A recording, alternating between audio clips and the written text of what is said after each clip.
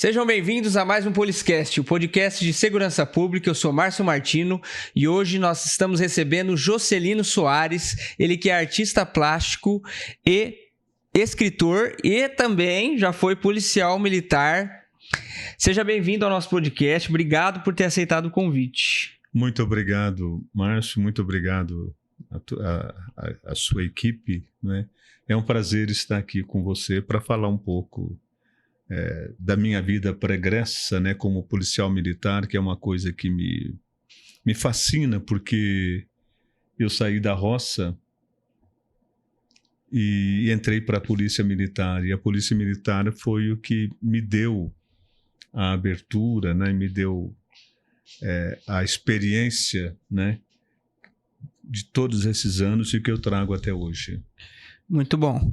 Antes da gente continuar esse papo, na verdade, vou pedir que você se inscreva já no canal Márcio Martino para acompanhar todos esses bate-papos que a gente tem aqui nesse podcast com tantos profissionais da segurança pública, com tanta coisa interessante, tanto conteúdo legal, e dar aquela curtida, aquele like no nosso vídeo aí, no nosso canal, que assim mais pessoas vão poder ver esse podcast tão interessante. A gente que vai falar aqui da carreira na polícia, do nosso convidado, mas também ele é um artista plástico aí que já fez até exposições fora do país, escreveu diversos livros, mas calma lá. Primeiro a gente vai falar quase que eu balancei a mesa, dos nossos colaboradores. Aqui é a AP Brasil, a nossa loja de armas e munições, que fica aqui em São José do Rio Preto, e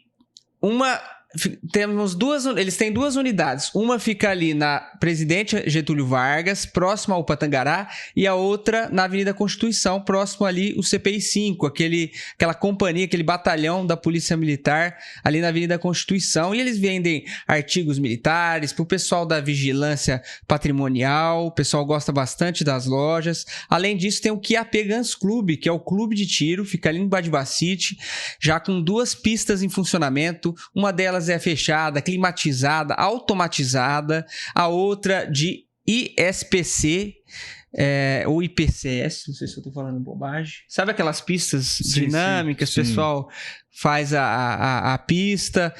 E é muito legal assim, a estrutura que é familiar, inclusive para os atiradores, aqueles que querem comprar arma, tem curiosidade, né? O pessoal lá da QAP ajuda no despachante de tiro, eles têm muita promoção aí na questão de armamento, então é uma loja que tem um ótimo custo-benefício. E além disso, também o nosso colaborador, a farmácia Multidrogas, lá do bairro Fraternidade. O bairro Fraternidade fica ali próximo a Engenheiro Schmidt, próximo ali ao Vila Conte. Vou deixar o endereço aqui da farmácia do Alessandro Rimoli, que é um farmacêutico lá, inclusive ele que é parceiro nosso podcast, é guarda municipal, faz um preço especial para os profissionais da segurança pública. E um ótimo atendimento. Então você que quer pedir um remédio, está precisando de um suplemento, o Alessandro Rimoli vai fazer um atendimento excelente, fica ali no bairro Fraternidade. Você pode entrar em contato pelo telefone e também vou deixar o endereço aqui da farmácia do Rimoli. Obrigado aos colaboradores de sempre aqui por proporcionar a gente também fazer esse podcast. Valeu? Agora a gente vai vir para a conversa aqui, muito interessante que a gente vai ter. Eu queria que o senhor contasse um pouquinho da sua história, né? Não me chame de senhor, que eu fico nervoso. É verdade. É o costume. Tá bom. Um pouquinho da sua história de vida, sua história também, como entrou na Polícia Militar. Então, como eu falei a princípio, eu venho da roça, eu sou natural da Vila Guebo, Neves Paulista, nasci na fazenda São Miguel e aos 4 anos meu pai se mudou aqui para a região de Rio Preto, fazenda São José, onde eu passei a minha infância livre e solto ali como toda criança da época, né? Subindo em árvores, apanhando frutas e muitas frutas, tomando banho no corguinho, em bandos, todos pelados, né? Andando a cavalo a gente amarrava o cipó no pescoço do cavalo e ali mesmo a gente cavalgava, enfim, tudo aquilo que uma criança da roça fazia, né? Que hoje nem existe mais pessoal morando na roça.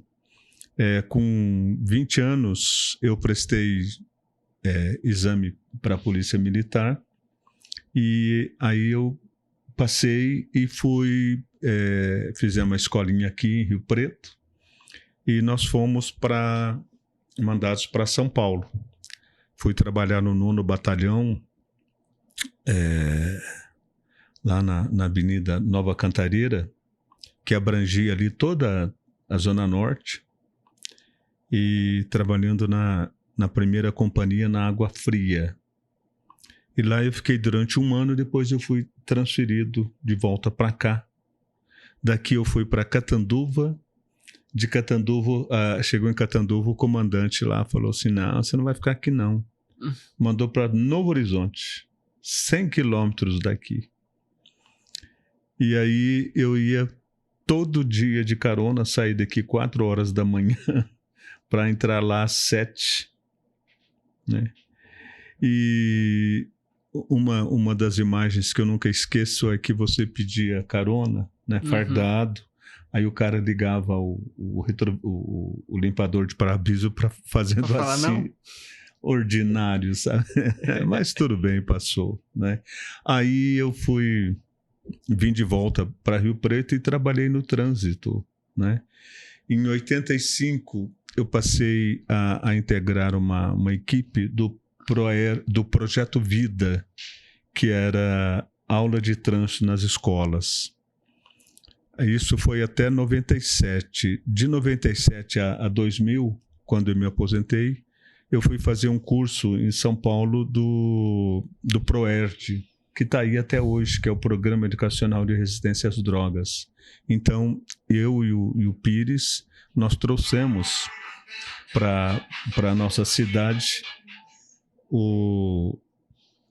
esse curso, que é um curso maravilhoso, vindo dos Estados Unidos, e foi assim, algo apaixonante, sabe, falar sobre droga nas escolas, para crianças de 4ª série. Mas quando terminou o curso, eu falei, meu Deus, como é que eu vou falar com as crianças, falar sobre drogas, falar sobre cocaína, maconha, todas as drogas horrorosas? E aí eu criei uma maneira muito especial, né? À época, o programa Sai de Baixo, se lembra disso? Não? Sai de Baixo? Caco Antibes. O Caco Antibes, as crianças, principalmente, adoravam Caco Antibes. Eu falei, pronto, é aí que eu vou pegar. E aí eu chegava na classe fardado, né? Eu deixava o revólver na direção, né? Trancado no armário. E aí eu imitava o Caco Antibes. Quando chegava na porta da sala de aula, eu fazia aqueles gestos que ele fazia, né? E as aulas aconteciam 1 vez por semana, 1 hora, 1 vez por semana. Então eles ficavam esperando, porque chegava ali um policial, mas travestido de palhaço, né? Fazia, inclusive, se durante a semana os alunos se comportassem e principalmente se tratassem bem a professora, aí nós teríamos 10 minutos no final da aula, que poderia, assim, cada um contar uma história, contar piada, podia fazer o que quisesse. Agora, maltratou a professora, cortava, não tinha, né? E, felizmente, todas as vezes tinha brincadeira, porque a professora é que falava. Não, eles me trataram muito bem, não sei o quê. Então, olha que coisa legal. Me lembra, inclusive, a gente fazia uma caixinha de sapato, pintava ela e tal, e tipo de uma urnazinha, né, que você colocava lá dentro a pergunta, né, que você iria fazer, né? Então, amanhã, quarta-feira, você fazia a perguntinha, quando eu chegava, você colocava lá dentro, não precisava assinar. Aí eu abria a caixinha e tirava a pergunta e, olha, o fulano de tal está perguntando não sei o que e tal. E aí, me lembro da Eli. Nunca mais eu vi a Eli, uma linda menina de 9 anos. E aí ela coloca lá, Jocelino, para que time você torce? Eu falei, ela assinou, então eu vou falar o nome, tá bom? Aí a Eli está perguntando para que time eu torço. Lembra que eu falei para vocês que eu não torço para time nenhum? Uhum. E também não assisto pela televisão. E na época, falar boiola era o que todo mundo falava boiola, sabe? Né?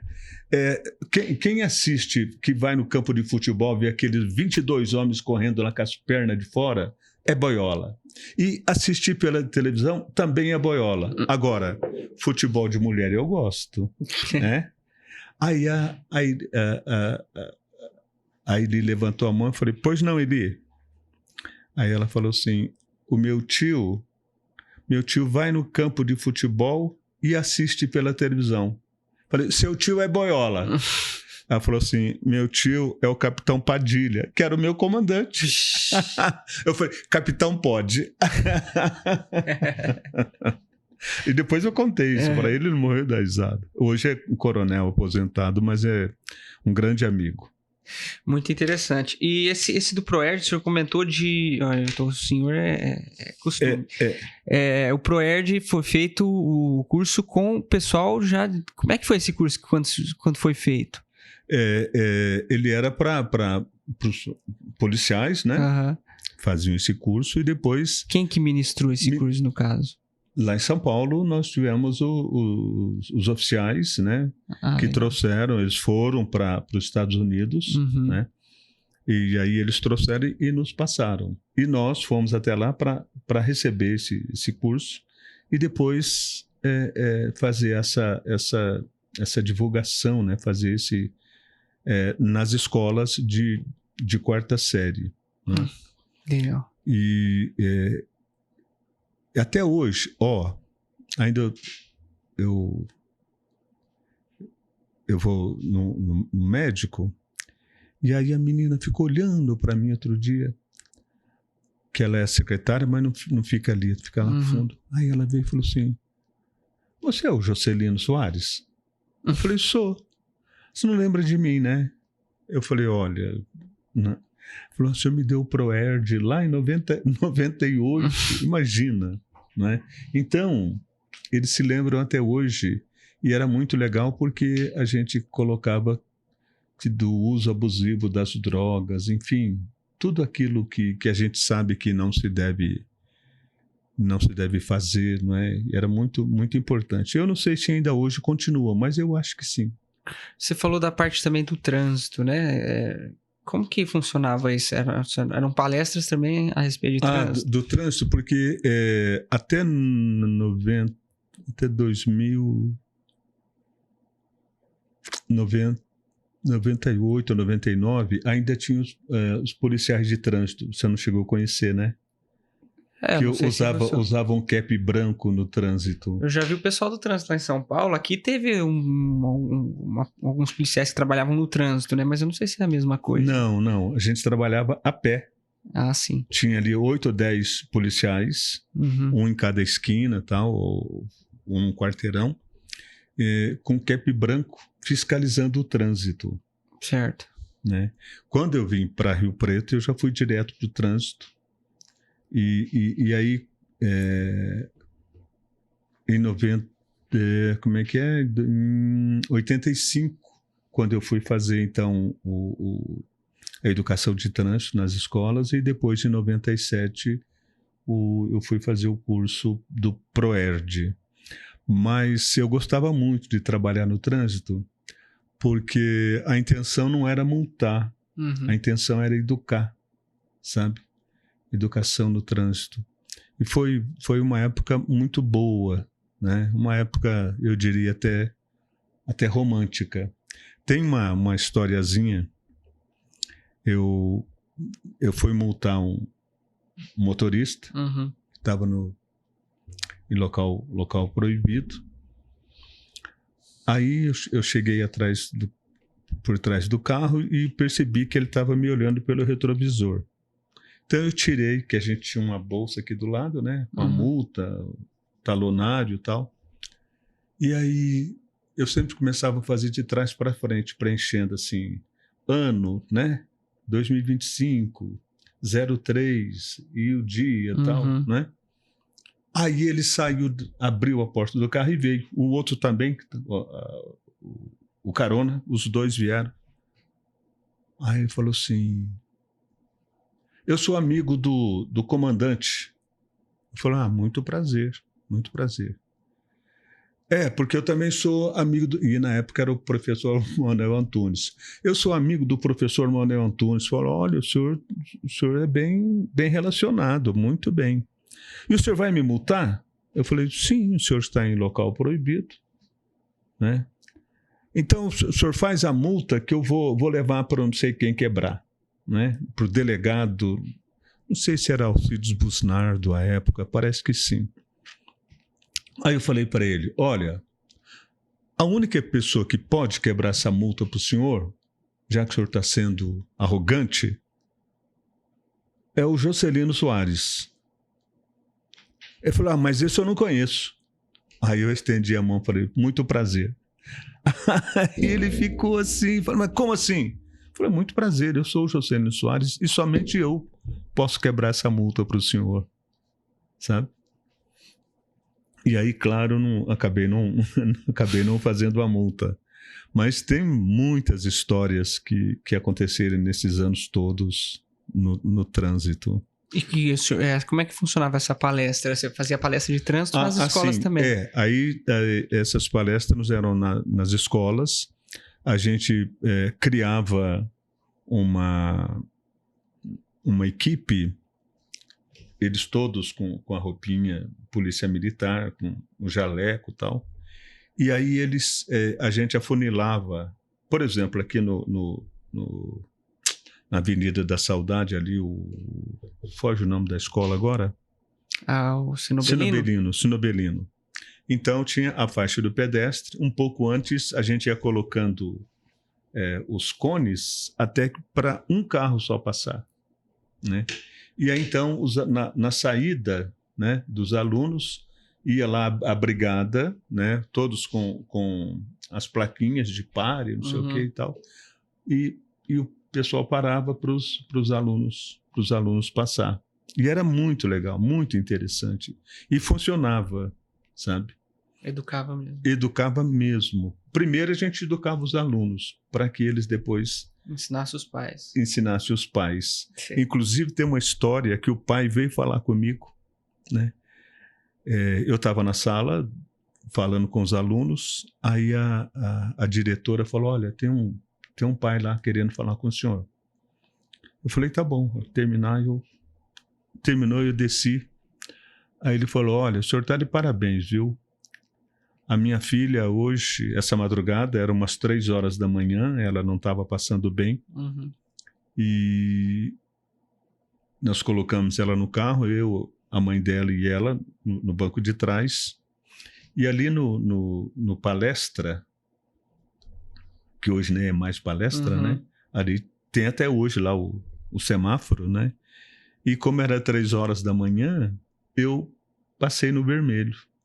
Ela estava assim, queimando em febre, né? Mas falou assim, papai, não faça mais isso, que o Jocelino falou que não pode. E aí ele... mas eu fiquei muito feliz olha só, uma criança de 8, 9 anos, né? Já puxando ali a orelha do pai porque fez alguma coisa errada. Então, é assim que a gente consegue plantar, né? Se a gente quiser realmente mudar o mundo, eu acho que a gente tem que começar pelas crianças. Mas, infelizmente, muda-se os comandos, né? Muda-se as orientações, né? Mas eu acho que a educação do trânsito ela é fundamental, né? E que a gente vê tantas coisas horrorosas acontecendo no trânsito, né? Essa falta de educação, essa falta de paciência, né? Que o motorista não tem para com um outro motorista, né? Ele acha que ele está ali dentro. Aliás, tinha a gente passava um filminho do Pateta. Eu lembro, né? Lembra disso? Que ele fica nervoso quando fica ele entra nervoso.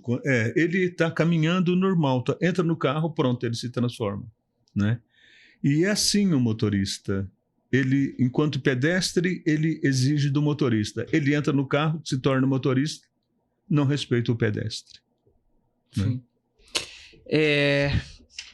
O senhor falou da Caco Antibes, eu fiquei curioso. Você fazia uma imitação ou tinha um personagem? Você colocava... É assim, amanhã, então, quarta-feira, eu vou, né, na classe, aí chegava na porta, a professora já deixava a porta aberta, e eles já sabiam, né? Então, às 13 horas, né, 1h da tarde, é a nossa aula. Então, dá 1 às 2, né? Dá 1h50, mas eu sempre passava.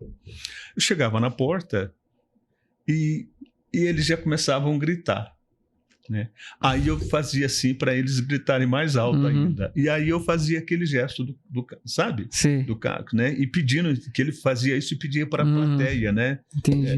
Aplaudir, enfim. E era muito legal, né? E eles entravam nessa... Gostavam da brincadeira. Gostavam, né? E aí, ao final... Eles contavam também piadas e iam lá na frente. Então, eles ficavam muito desinibidos. E uma coisa importante, que eu chegava na classe, você chega, você vê aquele monte de cabecinhas, né? Então, todas, a gente fazia umas plaquetinhas, colocava para a gente identificar e já chamar. A Maria, o José, o Antônio, não sei quem e tal. E aí, identificava também... na época a gente falava dos negros, hoje não pode falar mais negros, que é preto, né? A gente identificava os negros, né? E aí eu perguntava, gente, é o seguinte, eu vou contar uma história para vocês. A minha mãe é uma... Eu adoro a minha mãe. Minha mãe é linda, minha mãe é maravilhosa. Vocês sabem a novela, aí passava o Sítio do Pica-Pau? Sabe aquela negra gorda? Anastácia? Tia Anastácia. Isso. Vocês conhecem a tia Anastácia? Sim, conhecemos. Então, a minha mãe é exatamente a tia Anastácia, aquela negona gorda, sabe? Mas ela é tão linda. Mas ela não sei o quê. E ela faz uma comida tão gostosa, uma comida cheirosa. Ela faz cada doce que vocês não imaginam, tal. Mas a minha mãe é negra, uma negra beiçuda. Mas eu sou tão apaixonado por aquela negra beiçuda. E claro que era... Minha mãe é italiana, né? Era italiana. E aí eles ficavam de olhos arregalados. Eu falei, por falar nisso, tem alguém que se acha preto negro aqui na classe? Aí um levantava a mão, o outro, sabe? Numa escola lá no Ouro Verde, aquela classe, mais ou menos da mesma altura, assim, e tinha um que sobressaía. Ele tinha 15 anos ainda na 4ª série. Aí eu falei com a professora, falei, o que acontece? Ela falou, não, ele tem problemas, tal, né? E era também preto. Aí eu falei, o que eu vou fazer para trazer esse menino, né?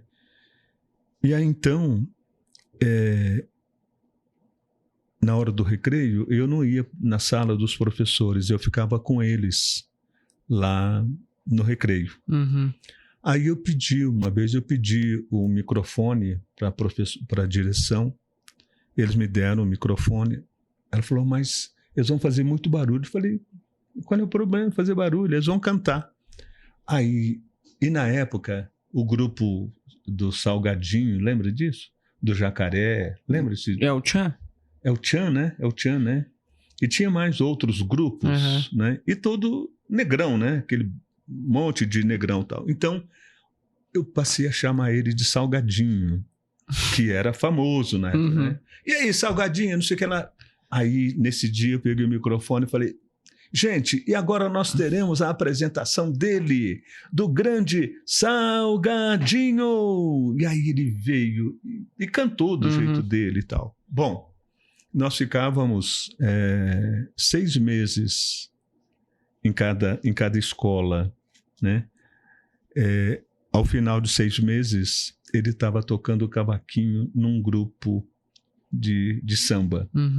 Perdi o contato com ele, mas olha só como é que você tem a capacidade de influenciar e de mudar a vida das pessoas. E tinha um foco realmente de tirar o preconceito. De tirar o preconceito. Éramos todos da mesma cor, né? E eles acreditam até hoje que a minha mãe era uma negona beiçuda, igual a tia Anastácia. Você caiu de paraquedas nessa questão de palestrar para crianças e tal, ou não? Foi uma escolha? Não, então, não foi uma escolha, foi eu fui designado, né? E ali, na guarda, talvez não seja tão como é que fala, tão austero, né? Mas a polícia militar, e talvez hoje já mudou muito. Sim. Mas a época era, você está escalado e pronto. Aí você fez do limão a limonada. Fiz do limão uma limonada. Por exemplo, eu não queria ir para São Paulo, ficar 15 dias em São Paulo, longe da família, para fazer um curso que eu nem sabia o que era. Mas ou você vai, ou você vai. Se você não vai, você fica preso, né? E é assim que funciona. Você tem que ter hierarquia, disciplina, né? E eu fui e, como você disse, transformei o meu limão azedo numa doce limonada. E aí a gente vai já até para a parte aqui que é a questão do artista, né? A segunda versão do Juscelino. Então... E tem relação, assim, antes da gente tratar toda... Eu notei tudo aqui, o seu histórico, com... Tipo, eu comecei a fazer palestra com criança, comecei a imitar o Caco Antibes, gostei dessa parte artística, ou não tem nada a ver com isso? Não tem. Eu já era artista antes de entrar na polícia. Já era antes? Já. Mas aí eu via, e até hoje, que o artista sofre muito, sabe? Para você ser somente artista, você não vive, você sobrevive. Concordo.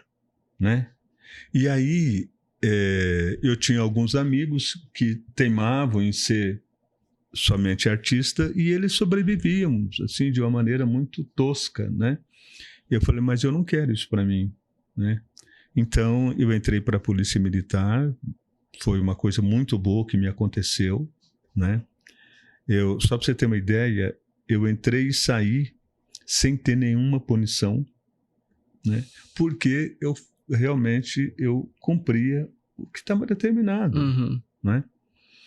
E então eu já era artista, já fazia, mas não era claro como hoje, por exemplo, né? Aí fui para São Paulo. Quando eu voltei em 1985, eu no trânsito, você acaba conhecendo quase que todas as pessoas ali do centro da cidade, os motoristas. Até hoje, quando eu vejo uma pessoa da época, eu já relaciono a placa do carro. É automático. Eu vejo o cara, já me lembro da placa. Essa memória é fotográfica. Né? E em 1985, olha só, estamos em 25, 50? 90, sim. 40. 40 anos. Há 40 anos atrás, 40. Um amigo falou, ô Juscelino, porque saía no jornal, que era um guarda que pintava e tal, massiste, inclusive já subiu. Ele chegou para mim e falou, ô Juscelino, eu falei de você para um amigo e ele ficou interessado em conhecer teu trabalho. E ele mora nos Estados Unidos e ele tá aqui agora uns dias. Eu falei, tá bom. a gente ouvia sempre o pessoal, não, eu vou te dar uma força, não sei o que, e acabava virando nada. Aí essa pessoa veio até o centro da cidade, o massiste me apresentou, e aí ele pegou meu endereço e falou, à noite eu vou lá, vou conhecer teu ateliê. E aí, a hora marcada, 8 horas da noite, ele apareceu lá. À saída, ele falou, eu vou chegar agora em casa e eu vou ligar para a Ruth Gershon, lá do Maltese Museum de Nova York. Vou falar para ela vir aqui conhecer teu trabalho. Ele chamava David. Eu falei, será? Pensei comigo, né? Falei, mais uma, né? Aí, 3 dias depois, ele me encontrou no trânsito e falou, depois de amanhã a Ruth vai estar aqui. Falei, como assim? Não, eu liguei para ela e ela vem para conhecer teu trabalho e tal. E aí eu comentei com o pessoal da imprensa de Rio Preto, aí virou aquela coisa, né? Só para você ter uma ideia, o Fantástico esteve aqui em 85, João Batista Olive, que era o repórter. Eles ficaram 2 dias. Na semana que ia sair a matéria, ele foi dispensado da Globo. Nossa. Aí a matéria não saiu. Vixe, que azar, hein? Mas eu fui ao vivo na Bandeirantes, no programa J. Silvestre. J. Silvestre, à época, isso há 40 anos atrás, ele era o Bambambam, né? Fui ao vivo. Saí na revista Veja, em todos os jornais, o Estadão, a Folha, enfim. Foi aí então que tudo começou, né? Aí as pessoas queriam conhecer o trabalho do guarda que pintava, ou muitas vezes o pessoal estacionava e vinha lá falar comigo, é você que é o guarda que pinta, olha, muito prazer, eu te vi na televisão, né? E o J. Silvestre era em rede nacional. Aí eu tinha uma amiga lá em Brasília que aí depois ligou dizendo, eu te vi ontem aqui na Bandeirantes, não sei o quê. Então tudo começou lá há 40 anos atrás. E o que foi essa exposição? Foi pinturas mesmo, que foram mostradas em todas essas... Eu fiquei durante 15 anos fazendo branco e preto, eram desenhos, né? Muito tempo depois é que eu entrei a pintar o óleo sobre tela, que são essas fotos aí que você viu, né? Mas foi muito interessante porque em 96 eu fui convidado para fazer uma exposição na Itália, né? E aí eu fui fazer essa exposição. Em 96, em 98, aí eu fui convidado para fazer uma exposição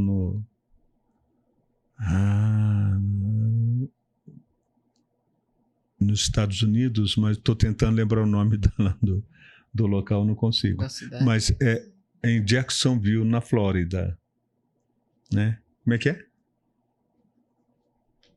E depois eu voltei para a Itália 2 anos depois para uma segunda exposição. E como que surgiu essa oportunidade, essas exposições? Então, tinha um italiano aqui que ficou sabendo, né? E ele tinha um resort lá em Fondi, no Mediterrâneo. Aí ele me convidou, ele comprou umas obras antes, chegou lá, ele fez a exposição e vendeu as obras, né? E aí ele mandou um fax, na época do fax, você lembra do fax? Lembro. Ele mandou um fax dizendo para eu ir para lá fazer a exposição. Para os Estados Unidos, tem uma senhora aqui, inclusive o marido dela era da Polícia Civil, Fugiu o nome. Faz tanto tempo, você acaba... E aí ela tinha uma irmã que era argentina, casada com um capitão ela falava da Army, que é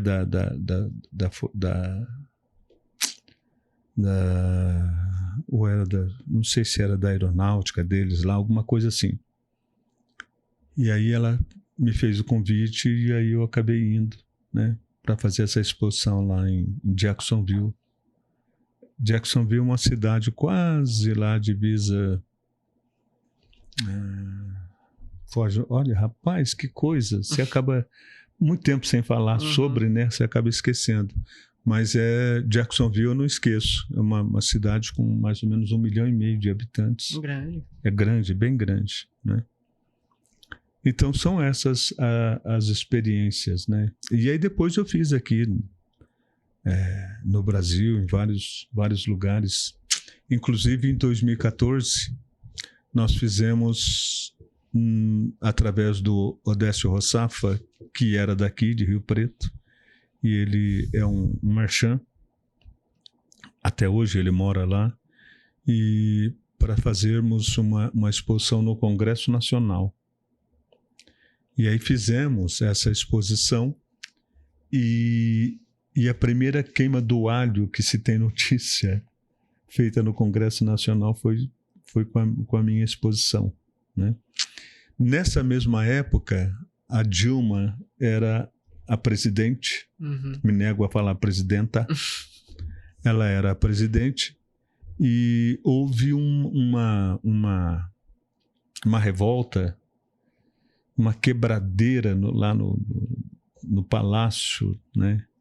E eles chegaram muito próximo de onde estava a exposição, né? E eu aqui assistindo ao vivo, né, pela televisão, falei, minha nossa, eles vão chegar onde está, porque dava para ver onde é que estavam os quadros. Nossa. Mas aí eles foram barrados e acabaram não chegando. Não acabaram com toda a arte.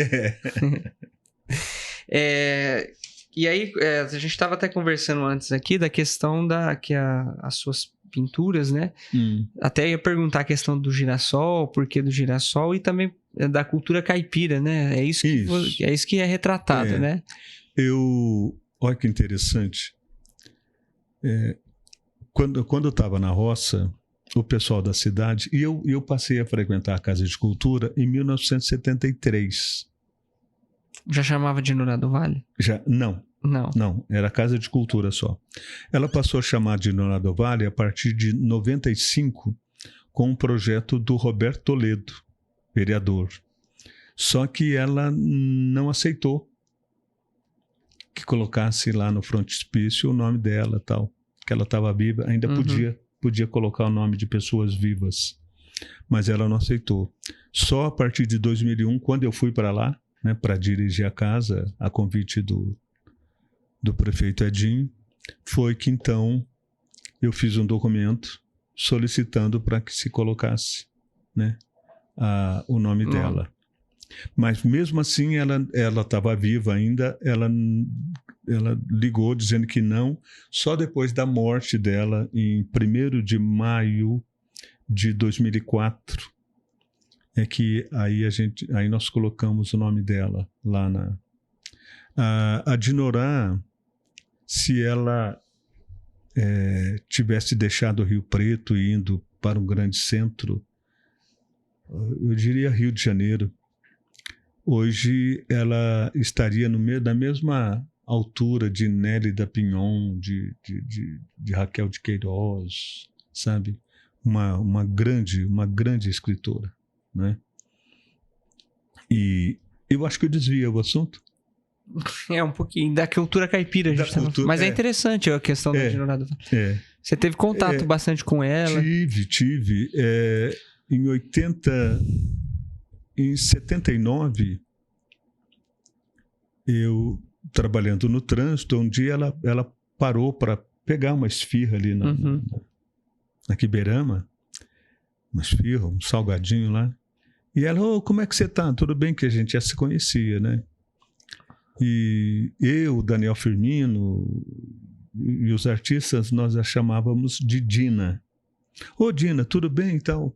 Eu falei, ô, Dina, você não me arruma uma sala lá na Casa de Cultura, que a minha casa é pequenininha, né? Não dá para... Falou, claro, faz um documento e tal. E aí eu fiquei lá até 82, então de 79, 80, fiquei lá 4 anos, né? Então eu tinha bastante amizade com ela. Mas a cultura, agora falando da cultura caipira, então, quando eu passei a frequentar a Casa de Cultura, lá em 1973, eu saía da roça e morava na roça ainda e frequentava a casa. Tem uma história interessante. Nessa época eu fumava, sabe? Eu tinha 17 anos. Mas lá na roça, a gente fumava cigarro de paia, né? Palha. E fumo de corda. Com fuminho goiano, aquele fumo fininho e tal, cheiroso, que era uma coisa, sabe? Mas o ato de você fumar era muito mais simbólico, assim, sabe? Porque você está numa turma ali, empresta aí o canivete. A outra, não sei, tem uma palha, não sei o quê. Um ato social. Um ato social, né? E fora da contação. Aliás, eu sou um grande contador de causo. Ah, é? É. E aprendi com eles. E aí, nessa causa social, eu passei a fumar, mas lá na roça era cigarro de palha. Quando vinha para a cidade, aí você deixava o cigarro lá, comprava o cigarro, a carteira de cigarro e tal. Só que a gente era muito pobre, e à época, eu até escrevi a respeito, uma crônica no Diário da Região sobre isso. Tinha um cigarro Imperador. O Imperador, a princípio, ele vinha sem filtro, era desse tamanho. Aí ele passou a vir com filtro, que era desse tamanho, e o filtro assim. Então ele ficava desse tamanhozinho, assim, o cigarro, sabe? A parte de fumar. Mas era um cigarro... Não era do Paraguai, mas era bem baratinho. Bem baratinho, arrebenta peito, como eles falavam, forte. E como era um cigarro, assim, na época tinha o Minister, Hollywood, tinha... Aquelas propagandas. Aquelas coisas maravilhosas que a gente não podia comprar. Então, o que eu fazia? Eu colocava o cigarro na meia, né? O maço de cigarro na meia. Porque depois que você acendia, ninguém sabia se era... O que era? Se era Imperador ou se era Minister, né? Que Minister era o top. E aí eu estava lá sentado, fumando. A Cristina, Jocelyn, me dá um cigarro. Eu falei, só tem esse, acabou. Ela falou, não, eu tô vendo aí na tua meia. Falei, puxa vida, e agora? Aí ela foi lá assim, veio, levantou a barra da minha calça tal, e tirou. Quando ela tirou, ao invés dela pegar o cigarro, ela pegou e mostrou para todo mundo. Falou, gente, o Jocelino fuma Imperador. Rapaz, eu já tinha... Acabou com a tua vida. Eles já maltratavam por ser da roça, chamavam de caipira, sabe? Interessante que quando eu estava ali, eu era o caipira. Depois eu ia para a roça, aí me chamavam de professorzinho. Esse era metido, não sei o quê. Você estava sofrendo dos dois lados. Dos dois lados. Recebia pancada dos dois lados. Aí, rapaz, ela me fez um grande favor, você não tem ideia. Eu fiquei ali ruborizado, vermelho, mais que um pimentão, de vergonha. Aí eu peguei aquele maço de cigarro. Até antes da reforma ainda tinha lá o banheiro, sabe? Eram 3 banheiros, um ao lado do outro. Eu fui no banheiro do meio, peguei aquele cigarro com tanto ódio, sabe? Amassei assim, sabe? Amassei e joguei. E dei descarga. E falei para mim mesmo, ô seu ordinário, você nunca mais deve fumar. 16 de novembro de 1973. Ali parou. Parou. Ali matou fumante. Um fumante, né? Então, E essa coisa do caipira, eu venho para a cidade, já em 85, então, chama a atenção da imprensa, a atenção das pessoas, e o Guilhermo de la Cruz Coronado, professor do IBILSE, uma grande figura, eu amava, se é que a gente pode dizer que ama outro homem, eu amava ele já era um senhor já, e eu ainda um rapazinho, né? Mas eu amava a maneira como ele me tratava, tal. E aí ele escreveu 5 artigos para a revista do IBILSE, que não, acho que não era IBILSE naquela época, era um outro nome, não era IBILSE. E aí também 5, mesmo ele publicou no jornal A Notícia. O título era Jocelino Soares, um caipira em busca do seu universo. Eu tinha acabado de chegar da roça. Puta, caipira, meu, poxa vida, sabe? Não é legal, né? E aí, mas eu fiquei quieto. Uhum. Anos depois, eu vi que aquilo era muito importante para mim, né? E aí, então, eu passei a estudar realmente o caipira, né? E hoje eu sou um defensor, então, da causa caipira, né? O que eu escrevo para o Diário da Região é sobre, a maioria sobre o caipira. Uhum. Os 3 romances que eu escrevi têm tema sobre o caipira, né? Eu tinha agora, até antes do Edinho deixar a prefeitura, eu tinha um programa na rádio educativa durante 8 anos, Café com Viola, das 6 às 7 da manhã, onde tocava somente moda de viola, moda caipira, e ao final eu lia uma crônica. Inclusive, eu não tinha ideia do tanto que era ouvido o programa. Fui ter ideia agora, que as pessoas me ligam, encontro as pessoas na rua, e o programa? Que eles não relacionam, né? Uhum. Que o Edinho saindo, sai todo mundo, Uhum. né? E era muito legal fazer o programa, era um programa gravado, e ao final, então, eu lia uma crônica, também com o tema caipira. Mas não necessariamente sua, podia ser... Não, minha. Só sua. Só minha, tá. e sem repetir. Uhum. Então tinha uma por... Tem deve ter umas 450 crônicas publicadas no Diário. Eu publico lá desde 2007, no Diário da Região. E sempre o mesmo tema. E sempre o caipira. Eu estava na Casa de Cultura, né, como diretor, e à época ainda nós tínhamos lá, porque hoje não está mais lá, a hemeroteca está no arquivo público. Então as pessoas iam lá para pesquisar, né? E o editor-chefe do Diário, Milton Rodrigues, à época, chegou na minha sala e falou: a gente se chama de compadre. Todos os caipiras é compadre. Ô, compadre, por que você não escreve lá para o Diário? Eu falei: escrever o quê? Eu falei: escrever uma crônica. Eu falei: não, rapaz, tá doido? Eu não escrevo. Eu falei: não, você escreve sim. Eu quero que você escreva uma vez por semana para eu publicar. Eu falei: não, meu compadre, pelo amor de Deus, eu não escrevo nem carta. Não, você vai escrever, você vai... E aí ficou naquela... Ali, eu falei: então, uma vez por mês. Ele falou: não, é muito tempo, não pode. Então, nem uma vez por semana, nem uma vez por mês. Uma vez a cada 15 dias, tá bom? Eu falei: tá. E aí eu comecei a escrever desde 2007 e estou lá até hoje. Não parou mais. Não parou mais.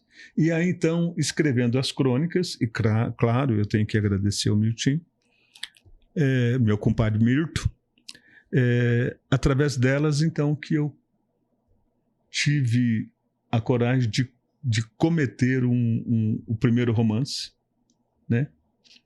E aí depois veio o segundo e depois veio o terceiro. Vamos conversar agora sobre isso. E agora já estou escrevendo o quarto romance, que é A Dançarina de Tangos. Tá quentinho aí. no Tá forno. quentinho, tá quentinho. Mas antes, o senhor bebe? Bebo. Alguma coisa você bebe, com certeza. Aliás, deixa eu beber. Posso beber aqui? Claro. Mas a gente tem um presente pro convidado aqui, quem vem no Poliscast, uma caneca Olha só. personalizada, símbolo do Poliscast, para o senhor lembrar da visita aqui, da participação e também do nosso colaborador, que é a P Brasil, no outro lado da caneca. Fica de Poxa presente vida, para você lembrar. muito obrigado. Eu vou presentear então a minha Fique à vontade. comadre, Ela tá aí. a Sara Jane Noboa. Manda um recado, manda um abraço para ela aí no programa. Aí. Ela me acompanhou. Aliás, ela me acompanha nos lugares. Ela é a que me dá força para continuar escrevendo e para pintar, inclusive. Esse terceiro romance chama No Sertão dos Inácios. Eu sou de Neves Paulista, né? Vila Guebo. E tudo, o romance é ambientado ali. Eu vou pichinchar um livro. Opa! Depois você vai me arrumar algum. Acho que tem ali, né? Claro. A gente arruma algum para você até presentear aqui o pessoal. E aí, nós fizemos uma viagem para o Chile. E durante a viagem, e ela gosta que eu conte essa história. A gente estava indo e eu falei assim, puxa vida, eu estou terminando o romance. Eu já pensei em vários nomes, mas eu não cheguei ainda a uma conclusão. Porque é o seguinte, assim que você passa Mirassol, ali onde tem ainda a Bacitros, né? Tem aquela, sabe, ali Bacitros. Ali era uma indústria de suco de laranja da família Bacite. Então, dali até abrangendo Neves e depois de Neves, e assim, uma coisa de 30 mil alqueires, por exemplo, chamava Sertão dos Inácios. Era uma enorme de uma fazenda, né? E até hoje, as pessoas que moram nesses lugares, está ali na escritura Sertão dos Inácios. E aí ela falou, o nome já está pronto, por que você não coloca Sertão dos Inácios? Falei, tá bom. E aí então, o penúltimo, né? Penúltimo romance passou a ser No Sertão dos Inácios, ela que colocou o nome. Eu fiquei curioso, de onde vem toda a inspiração para essa produção de livro, pintura? Então, parafraseando, eu tô vendo ele, mas não estou conseguindo lembrar. Um escritor que ele disse que ele escrevia porque viver não basta. E então, parafraseando ele, ainda vou lembrar o nome.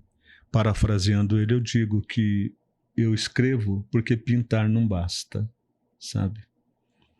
Porque a pintura é diferente, né, da literatura. E aí, no final, as duas acabam se unindo, né? E aí, tem época em que eu pinto mais do que escrevo, e tem época que eu escrevo mais do que pinto. Então, vou levando as duas. Mas as crônicas para o Diário da Região, essas têm que sair. Produção. Queira ou não, sabe?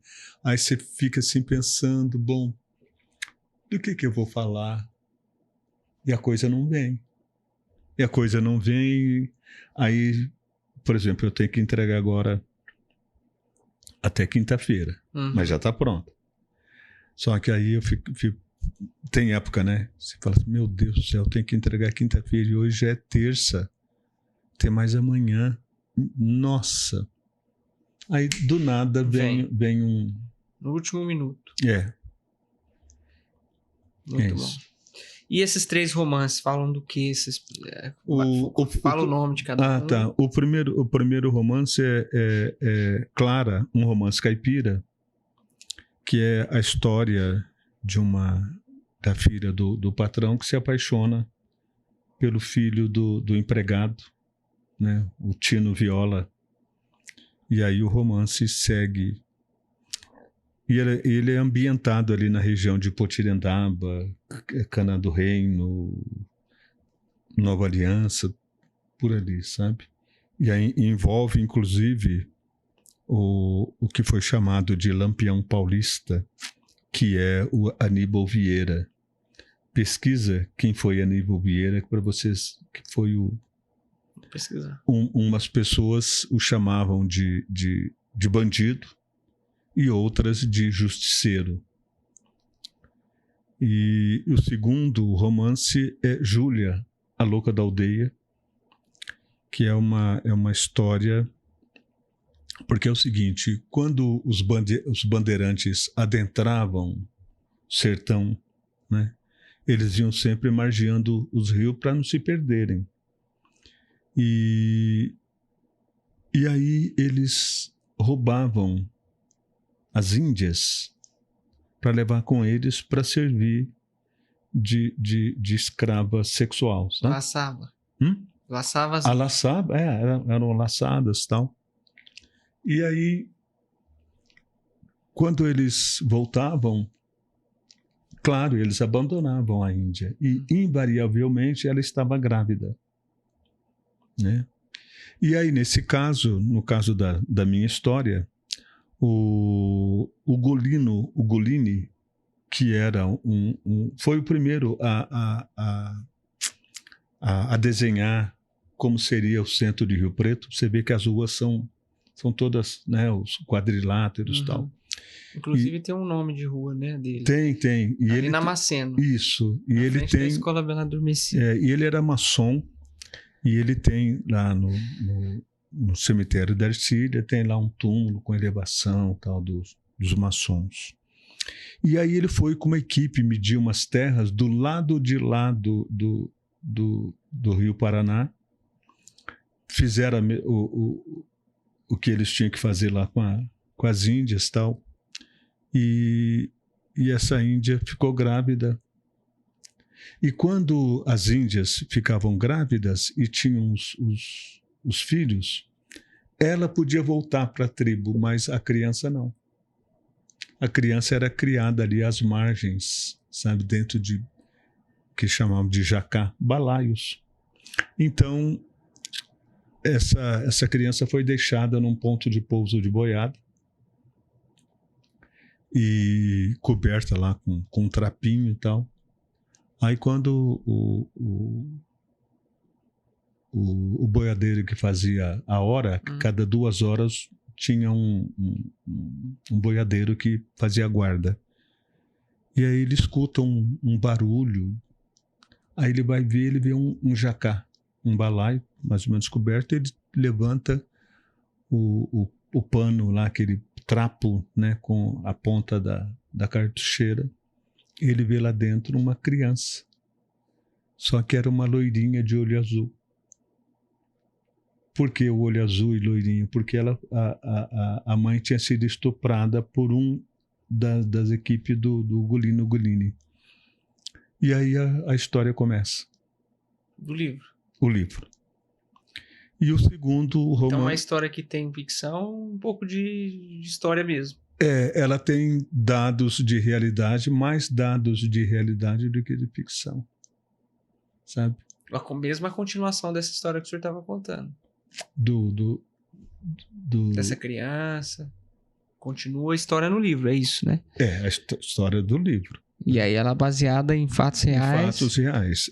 E aí o Sertão dos Inácios, ele começa lá em 1944, um ano antes do término da Segunda Guerra Mundial, e que a irmã do Mussolini, que era... ele fazia parte lá do eixo, quer dizer, a Itália apoiava a Espanha, a Alemanha, e eles, com medo que um objeto caísse em mãos dos aliados, a irmã dele, que era irmã de caridade, ela junta lá três pessoas, três policiais, mas que eram dos Illuminatis, um maçom e o outro de uma outra, esqueci agora a vertente dele, e eles trouxeram para cá um objeto muito precioso da Igreja Católica. Porque é o seguinte, lá no bairro rural da Mata dos Pintos, tinha ali uma igreja, tinha uma escolinha, tinha o campo de malha, tinha várias coisas que poderia até num futuro virar ali um vilarejo e virar uma vila e depois virar até uma cidade. Mas que acabou não virando nada. E há alguns anos, uns 20 e poucos anos atrás, o prefeito mandou derrubar, porque aliás, o padre que depois virou prefeito mandou derrubar a igreja, porque não compensa, disse ele que não compensava recuperar. E ficou então essa torre no meio do nada. Está lá, até hoje, no meio do nada, no meio do canavial, essa torre, né? E por que não derrubaram? Aí está o mistério. Do livro. Quem lê sabe a resposta. Quem lê sabe a resposta. Então repete o nome dos três aí. Onde que a pessoa quiser comprar? Não, eu não deixo em livraria. Eles cobram 40% para você deixar. Quer dizer, teu lucro, você não tem lucro nenhum. Uhum. Então, comigo, né? Quer deixar o telefone aí? Claro. Ou tem um site, não sei. Não, eu prefiro 17, né? 98127-6997. Quem quiser, é só entrar em contato. Show de bola. Como é que é o nome dos três? Você quer me judiar, né? Tô judiando. É o Clara, um romance caipira, Júlia, a louca da aldeia, e o No Sertão dos Inácios. E tá vindo aí a dançarina de tangos. Inclusive eu estive lá recentemente em Buenos Aires pesquisando sobre ela. E vai ser sobre o quê, mais ou menos? A sinopse desse aí. A sinopse é que ela é uma dançarina de tangos e que ela foi presa durante o regime militar, 1976. E aí, quando ela e o marido foram presos, o marido foi para um lugar, ela foi para o outro. 2 meses depois que ela estava presa, ela percebeu que estava grávida. E aí, então, tiraram dela dali, levaram para um hospital, também presídio. E quando a criança nasceu, eles tomaram dela. E aí ela passou a fazer parte das Madres de la Plaza de Mayo. E existe até hoje essas mulheres. Hoje já são abuelas e tal. E aí ela passou a vida inteira correndo atrás, buscando esse filho. E aí ela veio para cá, ela e o marido, porque ela descobriu que o filho estaria por aqui. Adotado, claro. E aí a história segue em frente. Show de bola aí, pessoal. Nós temos artistas de grande qualidade aqui no Poliscast. Muito bom. Obrigado. É bacana. Faltou alguma coisa da gente falar? Não, são 1h03, rapaz. Já falamos. Falou bastante? Falamos bastante. Quer mandar um recado para alguém? Faltar de alguma obra de arte aqui que faltou da sua produção? Olha, eu costumo dizer uma frase do Paul Gauguin. Paul Gauguin foi o pai da arte moderna, sabe? Ele dizia o seguinte, que o sofrimento... agora fugiu.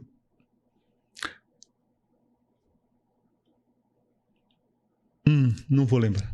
Que pena, não vou lembrar. Nem do contexto. Nossa, ele... o sofrimento desperta o gênio. Só que não pode ser demais, senão mata. Um pouquinho de sofrimento é bom para... O sofrimento ajuda você... A criação. Verdade. Isso é verdade. Desperta a arte, né? Desperta.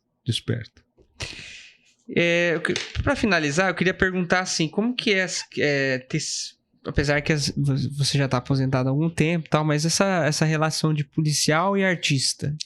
Então isso chamou muito a atenção à época. Inclusive, eu fui o primeiro a fazer uma exposição no QG em São Paulo, né?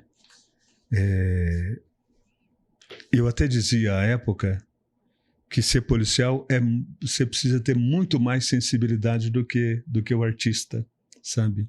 Porque tem dia que você é padre, tem dia que você é juiz, tem dia que você é professor, tem dia que você é policial mesmo, sabe? Então, cada dia você encontra situações, né, em que você tem que manter a calma, tem que manter o equilíbrio para saber sair de certas situações, né? Sim. E você sentia que era bem aceito isso dentro da... Então, isso fica para um próximo programa? Tá bom, então. Pessoal, eu queria agradecer a presença aqui do Juscelino no nosso podcast. Deixa eu só agradecer o Saldanha, né? Agradecer o Saldanha. Inclusive, ele tem um episódio aqui, quem quiser assistir. Né? O Saldanha é um querido, um policial do meu tempo, né? E que a gente tem bastante amizade. Então, para você, Saldanha, muito obrigado, um abraço. Inclusive, eu tenho outro policial que eu entrevistei aqui, dos antigões, se é que eu posso chamar assim. Sou antigão. E falou, Juscelino, tô sabendo que ele vai lá, vai ser muito bom. Será que o senhor adivinha quem que é? Agamilson Teixeira. Teixeira, puxa vida. Também elogiou muito a sua vida. Um abraço, Teixeira. Ele tem um episódio aqui, falou bastante da época que ele entrou na polícia, da polícia de antigamente. Isso, era uma polícia mais romântica. É um tempo romântico. Sim. Né? Mas que traz muita saudade.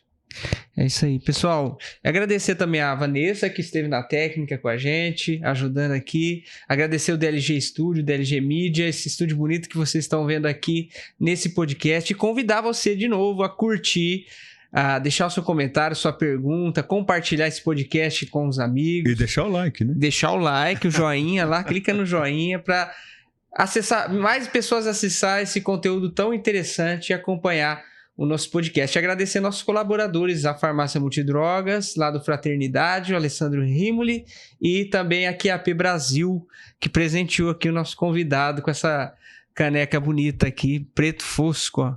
Vai molhar as palavras. QAP, QRV. QAP e QRV. Obrigado e até a próxima.